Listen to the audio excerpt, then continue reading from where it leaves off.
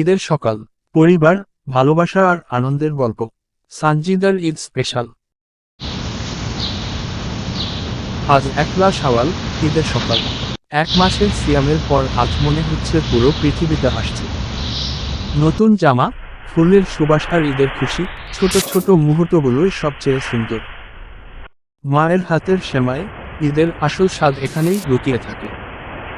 সানজিদা বলল, আব্বু, ঈদ মোবারক। আব্বু বলল, ঈদ মোবারক মা, আল্লাহ তোমাকে সুখী রাখুন।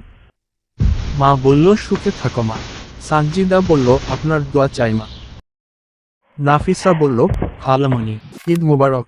সানজিদা বলল, ঈদ মোবারক আমার ছোট্ট পরি। সানজিদা বলল, এটা তোমার জন্য। নাফিসা বলল, আমি খালামণির সাথে খাবো। বান্ধবীরা এলে ঈদের আনন্দ দ্বিগুণ হয়ে যায়। স্মৃতি বলল, তোর মেহেদি দারুণ হয়েছে। সানজিদা বলল, আজ আঁকা না, শুধু খাওয়া। স্মৃতি বলল, আন্টির ফিল্মি অসাধারণ। ভাবনা বলল, সত্যি একদম পারফেক্ট। সানজিদা বলল, মা শুনলে খুব খুশি হবে। পরিবার এবং বান্ধবী একসাথে থাকাই ঈদের সার্থকতা। সানজিদা বলল, ঈদ মানে ভালোবাসা ভাগ করে নেওয়া। Hearts full of light, plates full of sweets, and souls full of love.